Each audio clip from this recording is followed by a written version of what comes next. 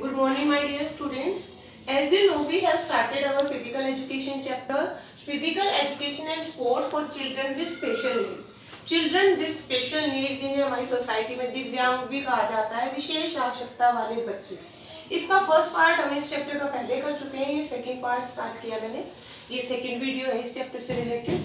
हम types of disorder कर रहे थे बेटा। टाइप्स ऑफ डिसऑर्डर में हम कर चुके थे फर्स्ट नंबर पे ADHD, attention deficit hyper activity disorder, जिसमें बच्चा अति सक्रिय होता है और ध्यान की कमी है उसमें और चीज़ों को याद नहीं रख पाता और डे ड्रीमिंग करता है, तो ये हम कर चुके हैं। फिर है सेंसिटिव प्रोसेसिंग डिसऑर्डर, ये सेकेंड नंबर पे हमने करा था।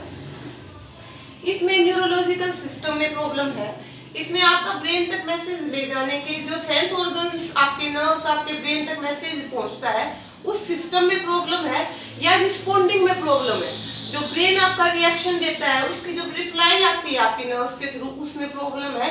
तो ऐसे में ऐसे लोगों के बारे में भी हम पढ़ चुके हैं। आज हम इस चैप्टर का इस टाइप्स ऑफ डिसऑर्डर का थर्ड पार्ट करने जा रहे हैं बेटा। थर्ड पार्ट है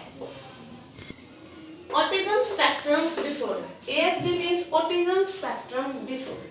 ऑटिज्म का मतलब है बेटा सावलीन, जो अपने आप में लीन रहता हो, एक तरीके से इंट्रोवर्ट के लिए ये वर्ड यूज किया गया है। स्पेक्ट्रम, जैसे कि आपने देखा होगा ना, जैसे प्रिज्म पे लाइट पड़ती है तो बहुत सारे उसमें डायमेंशन में मतलब फैल जाती है, तो ये क्या है स्पेक्ट्रम। इतनी सारी मतलब कहता है कि ऑटिज्म सावलीन होने के कारण इतनी सारी समस्याएं हैं कि इसको पूरा स्पेक्ट्रम का ऑटिज्म स्पेक्ट्रम डिसऑर्डर। इसमें ये भी आपका न्यूरोलॉजिकल सिस्टम से रिलेट करता है। इसमें आपको क्या डिफिकल्टी विद कम्युनिकेशन, आप दूसरों से जो भी मतलब ऑटिज्म स्पेक्ट्रम डिसऑर्डर का शिकार है वो दूसरों से कम्युनिकेट नहीं करेगा, लैंग्वेज में भाषा नहीं सीखेगा अगर कम्युनिकेशन नहीं होगा। आप देखते हो कि कई लोगों को काफी कुछ आता है पर कम्युनिकेशन स्किल ना होने के कारण वो कोई अच्छी जॉब नहीं गेन कर पाते। तो वो यही बता रहा है कि कम्युनिकेशन नहीं है इनका बिल्कुल। कम्युनिकेशन ना होने के कारण भाषा पर पकड़ भी नहीं है, लैंग्वेज में भी प्रॉब्लम है, सोशल स्किल एंड बिहेवियर, जो इनका व्यवहार है समाज के साथ अच्छा नहीं होता। ये सामाजिक व्यवहार करना ही नहीं चाहते। अगर कोई परेशान है क्लास में या आपके आस पड़ोस में, तो ये उसमें बिल्कुल रिस्पॉन्ड ही नहीं करते, ठीक है। और कोई जब ये परेशान हो, कोई इनके साथ इंटरेक्ट होने की कोशिश करे तो इनको ये भी बात बिल्कुल पसंद नहीं है। तो इनका सोशल बिहेवियर आपने देखा होगा, कई घरों में ऐसे बच्चे हैं कि कोई गेस्ट आ जाए, बचपन से ही होता है ये, मम्मी कहती है नमस्ते कराओ, बच्चा नमस्ते तक करने नहीं। कहीं ना कहीं क्या है ऑटिज्म स्पेक्ट्रम डिसऑर्डर है, ठीक है। ऑटिज्म स्पेक्ट्रम शाइनेस से कुछ बढ़कर है। ये बच्चा कभी भी सोशली इंटरेक्ट नहीं होता, यहाँ तक कि अपने घर वालों से भी इंटरेक्शन कम करते हैं। अब ये क्या कहता है, इसके सिम्टम्स क्या है, पहले तो आपको याद रखना है, हमें क्या क्या याद रखना है, डिफिकल्टी विद कम्युनिकेशन, उनका कम्युनिकेशन करने में कठिनाई होती है, लैंग्वेज पर उनकी पकड़ नहीं होती और सोशल स्किल उनके अच्छे नहीं होते और वो अच्छा समाज में बिहेवियर, अपना अच्छा बिहेवियर नहीं करते हैं। उसके बाद इनके सिम्टम्स क्या है, वही डिफिकल्टी इन कम्युनिकेशन है, लैक ऑफ सोशल स्किल है, ये पॉइंट्स बनाकर आप लिख सकते हैं। रिपीटिटिव बिहेवियर क्या है, एक ही काम को बार बार करना, जैसे किसी चीज को बार बार टच करना, ठीक है, एक ही चीज को बार बार हिलाते रहना, तो ये रिपीटिटिव बिहेवियर में इन्वॉल्व है।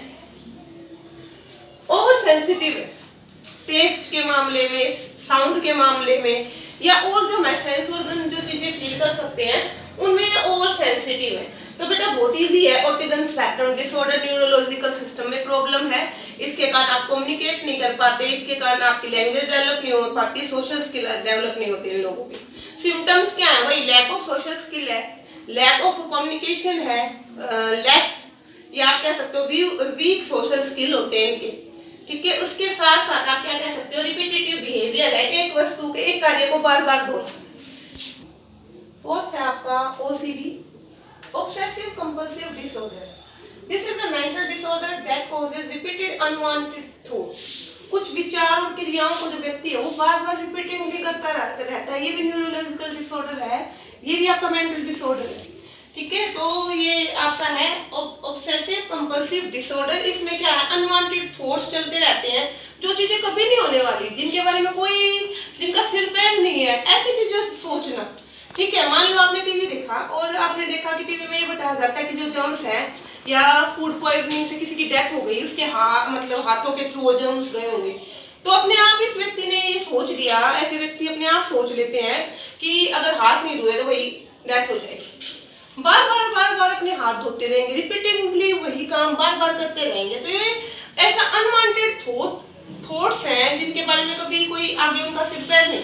ठीक है, मतलब एक चीज को उन्होंने इमेजिनरी अपने माइंड में सेटअप कर लिया है। तो ये क्या है बेटा, this is a mental disorder that causes repeated unwanted thoughts. Symptoms है इसके दो भागों में बांटा गया है, एक तो थॉट्स के मामले में और एक बिहेवियर के मामले में। थॉट्स तो जो विचार आते हैं उनके मन में, और बिहेवियर फिर वो जो बिहेवियर करते हैं। तो क्या करते हैं, उनको लगता है कि कंटेमिनेशन बाय जर्म्स, कि कोई भी चीज है वो पॉल्यूटेड हो जाएगी जर्म्स से। ठीक है, तो जर्म्स की उन्हें बड़ी चिंता रहती है। फोकस ऑन रिलीजियस एक्टिविटीज, ज्यादातर वो क्या होते हैं, धार्मिक कार्यों पे बहुत ज्यादा लगे हुए होते हैं, धार्मिक कार्यों पे बड़ा बल देते हैं। फियर ऑफ लूजिंग थिंग, कोई भी उनकी कीमती वस्तु है या ना कीमती भी जो वस्तु है उसके बारे में उनको खोने का क्या रहता है, बड़ा डर रहता है। फिर उसके बाद है सुपरस्टिशियस, वो सुपरस्टिशियस होते हैं।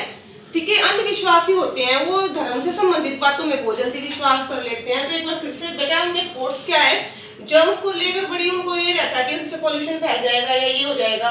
धार्मिक गतिविधियों में लगे रहते हैं। फियर ऑफ लूजिंग थिंग, चीजों के गुम होने का डर रहता है, और अंधविश्वासी होते हैं। नेक्स्ट है कंपल्सिव बिहेवियर। बिहेवियर क्या है, डबल चेकिंग करते हैं किसी भी चीज की। मतलब जैसे कि आपने लॉक लगाया तो बार बार देखेंगे कि लॉक लग गया, गाड़ी में बैठ जाएंगे फिर उधर के चेक करके आएंगे, फिर चेक करेंगे, रिपीटेडली चेक करते हैं, बार बार चेक करते हैं चीजों को। उसके बाद है कुछ वर्ड्स हैं इनके, कोई वर्ड जो आप बोलते हो बार बार रिपीट करेंगे वही वर्ड। आपको एक काम बता दिया बार बार करेंगे। ऑर्डर देना इन्हें बड़ा, ऑर्डर देते हैं बहुत बार। वॉशिंग एंड क्लीनिंग पर बहुत ज्यादा ध्यान देते हैं।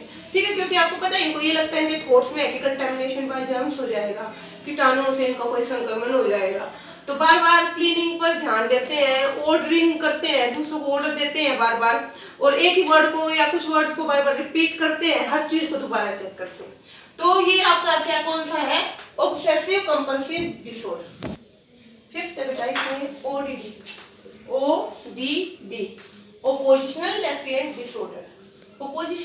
ओपोजिशनल डेफिएंट डिसऑर्डर, प्रतिरोधात्मक व्यवहार, ये ज्यादातर युवाओं से संबंधित है। अगर हम एक युवा का व्यवहार देखें तो उसमें ये सारी ज्यादातर क्वालिटीज मिलती हैं, पर इनका जो लेवल है वो इतना हाई नहीं होता। जब ये एक्सट्रीम लेवल तक पहुंच जाते हैं तो इसका मतलब क्या है, उस व्यक्ति को कोई ना कोई डिसऑर्डर है, और वो डिसऑर्डर कौन सा है, ओपोजिशनल डेफिएंट डिसऑर्डर। ये बेटा इसमें बिहेवियर प्रॉब्लम भी होती है, इसमें कॉग्निटिव लेवल पर भी प्रॉब्लम्स होती है, और इसमें साइकोलॉजिकल प्रॉब्लम भी होती है। ये सारी प्रॉब्लम्स का क्या है, मिक्सचर है। इसमें जो प्रॉब्लम्स हैं बिहेवियर की भी है, कॉग्निटिव भी है, और साइकोलॉजिकल भी है। क्या सिम्टम्स है, आर्ग्यूइंग है, बिना बात के गुस्सा करते हैं ये लोग, बड़ी छोटी छोटी बातों पे गुस्सा करते हैं। फाइटिंग है, लड़ाई झगड़ा करते हैं बहुत ज्यादा। उसके साथ है ब्लेमिंग टू अदर, दूसरों को ब्लेम करते हैं, दूसरों को ब्लेम करने की कोशिश करते हैं बात बात पर। उसके बाद क्या है, कहना नहीं मानते। ज्यादातर अगर आप देखोगे कि बच्चे भी आर्ग्यू करते हैं यंग एज में, आपस में झगड़े भी करते हैं, फाइटिंग भी करते हैं, दूसरों को अपनी गलती नहीं मानते, आसानी से दूसरों को ब्लेम लगा देते हैं। तो डिसओबीडियंस, और क्या बेटा, आज्ञाकारी भी कई बार नहीं होते हैं। तो ये सारे जो है युवाओं वाले लक्षण है, पर जब ये एक्सट्रीम लेवल तक पहुंच जाते हैं तो इसको क्या कहा जाता है, ओपोजिशनल डेफिएंट डिसऑर्डर। फिर बेटा इनमें कॉग्निटिव लेवल पर भी प्रॉब्लम होती है। कॉग्निटिव लेवल पर क्या, फ्रस्ट्रेटेड रहते हैं, कुछ भी कर ले मतलब कुछ सेटिस्फाई नहीं है अपनी जिंदगी से, हर चीज हमें हताशा, निराशा, ऐसे भाव उनके अंदर रहते हैं। कंसंट्रेशन नहीं है, किसी भी काम में एकाग्रता नहीं है, एकाग्रता के बिना ही काम करते हैं, जो भी काम करते हैं। और उसके साथ साथ फिर फिजियोलॉजिकल भी, साइकोलॉजिकल भी प्रॉब्लम है। डिफिकल्टी इन मेकिंग फ्रेंड्स, समाज जो इनका सामाजिक दायरा होता है, इनका सोशल सर्कल होता है, वो भी ज्यादा अच्छा नहीं होता, फ्रेंड्स नहीं बना पाते। उसके साथ क्या है बेटा, इरिटेट टू वर्क है, कोई भी काम करेंगे उसमें पहले क्या हो जाएंगे, परेशान हो जाएंगे, छोटी छोटी चीजों में परेशान होने की आदत है। तो ये जो बिहेवियर है ओपोजिशनल डेफिएंट डिसऑर्डर कहलाता है। आसानी से ऐसे आपको पता है कि जो डिसऑर्डर है उनको पहचानना इतना आसान नहीं है, वो लोग सामान्य लोगों जैसे दिखते हैं। हाँ, हमें कई बार लगता है कि एग्रेसिव ज्यादा है या कुछ ऐसा है, पर कई बार उनका जब एक्सट्रीम लेवल होता है और न्यूरोलॉजिकल सिस्टम से संबंधित ये सारी समस्याएं क्या है, इनको अगर स्टार्टिंग में ही पता चल जाए तो बेटा इनका कुछ इलाज भी हो सकता है, अदरवाइज एक्सट्रीम तक जाने पर इनका कोई भी इलाज संभव नहीं है। Now we are going to start very easy topic of this chapter, causes of disorder. Disorder के कारण क्या है बेटा? आप जो इतने भी हमने डिसऑर्डर करे हैं ना, उन सब के बाद अलग अलग कारण पूछे जाते हैं। ठीक है, कि ओडीडी के क्या कारण है, एसवीडी के क्या कारण है, या आपके ऑटिज्म स्पेक्ट्रम डिसऑर्डर के क्या कारण है, एएसडी के क्या कारण है, सब में आपको कॉमन लिखना है। ये 5-6 पॉइंट मैं आपको बता रही हूँ, यही आपको लर्न करने हैं। कोई भी रीजन मान लो डिसेबिलिटी डिसऑर्डर से रिलेटेड आ जाए तो यही आपको कॉमन पॉइंट लिखने हैं। फर्स्ट है आपका जेनेटिक। ठीक है, कोई भी डिसऑर्डर है वो जन्मजात भी होता है, उसके होने का कारण क्या हो जाता है, वो बाय जेनेटिक है, बाय बर्थ मिला है वो बच्चे को। ठीक है, क्या पता क्या कारण रहा हो, उसको पूरा पोषण ना मिला हो जन्म के समय। ठीक है, जन्म के समय नहीं, उसके माँ के घर में उसको पूरा पोषण ना मिला हो, उसकी माँ ड्रग्स करती हो, या कोई भी कारण हो सकता है, या वो ऐसे एनवायरनमेंट में रह रही थी जहाँ पर हार्मफुल रेडिएशन थी। ठीक है, इन सारी चीजों का प्रभाव क्या हो सकता है, बच्चे के ऊपर पड़ सकता है, और वो जेनेटिक कुछ कमियां लेकर पैदा हो सकता है, कोई डिसेबिलिटी और डिसऑर्डर। ठीक है, बाय बर्थ हो सकता है। उसके बाद है बेटा एनवायरमेंटल रीजन। एनवायरमेंटल रीजन क्या है, एनवायरमेंट से गेन करता है। ठीक है, जैसे कि आपने देखा होगा, हमने करा था ऑब्सेसिव कंपल्सिव बिहेवियर।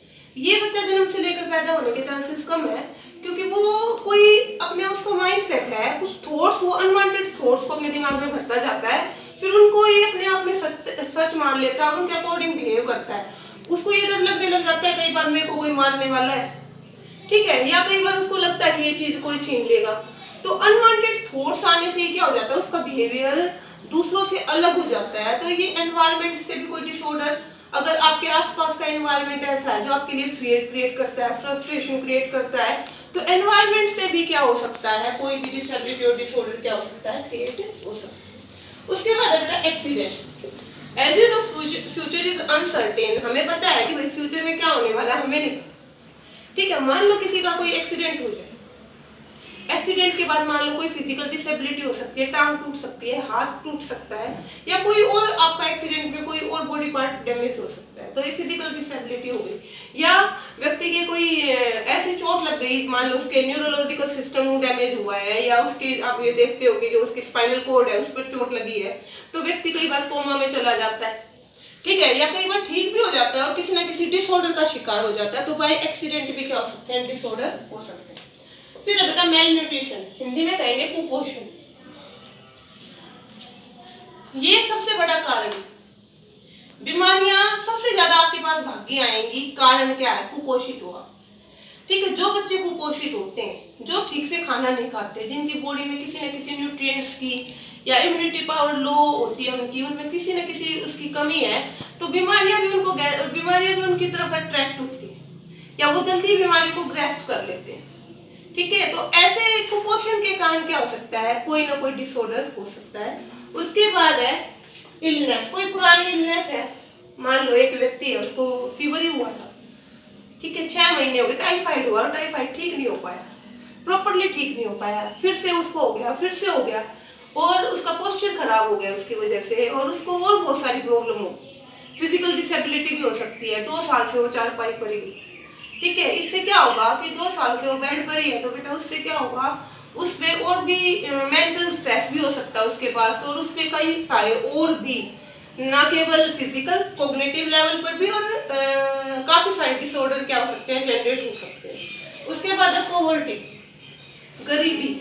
गरीबी में भीड़ है, ठीक है, गरीबी में कमियां हैं बहुत सारी, पूरा पोषण नहीं है, बीमारियां हैं, अनहेल्दी एनवायरनमेंट है। ये सारी चीजें भी किसी न किसी बेटा आपके लिए किसी न किसी प्रकार के कोग्निटिव और फिजिकल दोनों ही प्रकार के डिसऑर्डर को क्रिएट करने में एक इम्पोर्टेंट रोल प्ले करती है। अब जो हमारा नेक्स्ट टॉपिक है वो है डिसेबिलिटी एटिकेट्स। डिसेबिलिटी एटिकेट्स को हिंदी में कहेंगे अक्षमता शिष्टाचार। समझते ही होंगे भाई शिष्टाचार क्या है। जो आप व्यवहार करते हो किसी भी व्यक्ति के साथ, जो समाज में आप दूसरे लोगों के साथ जो अच्छा व्यवहार करते हो, उसी को शिष्टाचार का। ठीक है, तो etiquettes acceptable behaviour in society with good manner and proper conduct. ठीक है, अच्छे मैनर प्रॉपर कंडक्ट किसी के साथ करना क्या कहलाता है, एटिकेट्स कहलाता है। अब आपका वर्ड है डिसेबिलिटी एटिकेट्स। डिसेबिलिटी एटिकेट्स क्या है? सेट ऑफ गाइडलाइंस है, कुछ रूल्स हैं कि जो डिसेबल्ड लोग हैं उनके साथ आपको कैसा व्यवहार करना चाहिए। तो disability etiquettes it is a set of guidelines dealing specifically with person with disability. Disabled अक्षमता वाले लोगों के साथ हमें कैसा व्यवहार करना चाहिए उसको क्या कहा गया है? अक्षमता शिष्टाचार या डिसेबिलिटी एटिकेट्स कहा गया। क्या है अभी डिसेबिलिटी एटिकेट्स? किन बातों की तरफ ध्यान देना है हमें जब हम इन असक्षम लोगों के साथ या जिस विशेष आवश्यकता वाले बच्चों के साथ जब हम डील करेंगे तो हमें किन किन बातों का ध्यान देना है? पहली बात तो शेक हैंड, ठीक है, कभी भी इन लोगों से मिलते हैं तो हमें हाथ जरूर मिलाना चाहिए, हमें शेक हैंड करना चाहिए। उसके बाद है असिस्टेंस, हमें इनको हेल्प करना चाहिए, पर जब ये हमारी हेल्प लेने के लिए क्या कर दे, अपनी परमिशन दे दे, ठीक है। एक ब्लाइंड मैन है जो रोड के किनारे खड़ा है, आप उससे कहते हो कि मैं क्या आपकी हेल्प कर दूं रोड क्रॉस करवाने में। ऐसा नहीं है कि आप जाओगे उसका हाथ पकड़ोगे उसको रोड क्रॉस कराने लग जाओगे, ये बैड मैनर है, ठीक है। पहले आप उससे परमिशन लोगे, ठीक है। अगर वो आपको परमिशन देता है तो आप क्या कर सकते हो, उनकी हेल्प कर सकते हो। बिना परमिशन के कभी भी क्या करना चाहिए, उनकी हेल्प नहीं करनी चाहिए। इससे वो लोग क्या हो जाते हैं, इरिटेट हो जाते हैं, क्योंकि उन्हें किसी की दया की जरूरत नहीं है, बहुत सारे काम वो अपने आप भी कर सकते हैं। उसके बाद है अडल्ट। ऐसा नहीं है कि भाई कोई हैंडीकैप है या कुछ है तो उसको हम दूसरे बड़े लोगों जैसी रिस्पेक्ट ना, अडल्ट को अडल्ट जैसा ही ट्रीट करना चाहिए, बच्चे को बच्चे जैसा ही ट्रीट करना चाहिए। कोई स्पेशल उनके साथ व्यवहार करने की जब हम कोशिश करते हैं तो कहीं ना कहीं वो अपने आप को क्या करते हैं, नेग्लेक्टेड फील करते हैं। तो जैसे वो है उनके साथ वैसा ही ट्रीटमेंट करना चाहिए। एड्रेस बहुत जरूरी है, संबोधन बहुत जरूरी है। ऐसा नहीं है कि अगर किसी के हाथ में प्रॉब्लम है, हाथ नहीं है उसका, तो आप उसको अलग वर्ड से बुलाओगे, पैर नहीं है तो उसको लंगड़ा कह दोगे, तो बेटा ऐसे वर्ड से कभी भी उनको एड्रेस नहीं करना।